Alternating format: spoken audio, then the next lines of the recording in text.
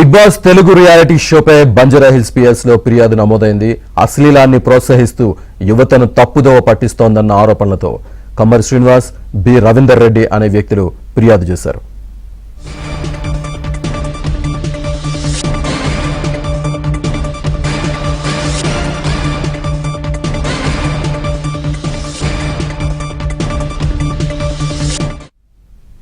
Big Boss Telugu reality షోపై Banjara Hills PS లో ఫిర్యాదు నమోదైంది.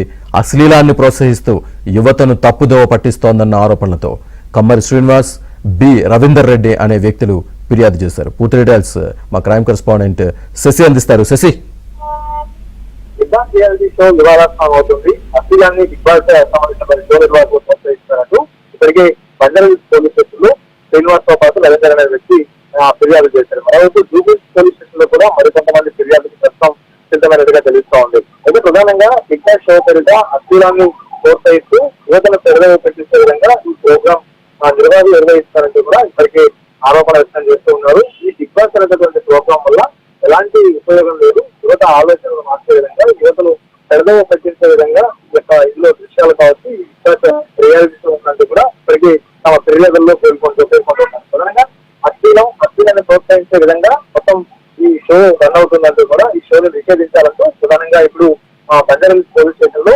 రవీందర్ తో పాటు మరొక వ్యక్తి చేసినటువంటి ఫిర్యాదులో ప్రధానమైనటువంటి అంశం. ఈ షో అశ్లీలతో పాటు అసాంఘిక కార్యకలాపాలతో నిండి ఉంది కాబట్టి ఈ అన్ని అంశాలను దృష్టిలో ఉంచుకొని ఈ షో నిర్వాహకుల మీద కేసు నమోదు చేయాలంటూ కూడా ప్రధానంగా ఇప్పుడు ఫిర్యాదు చేసినటువంటి సందర్భంలో బంజారాహిల్స్ పోలీసులు రవీందర్ రెడ్డితో పాటు శ్రీనివాస్ ఇచ్చినటువంటి ఫిర్యాదును స్వీకరించారు.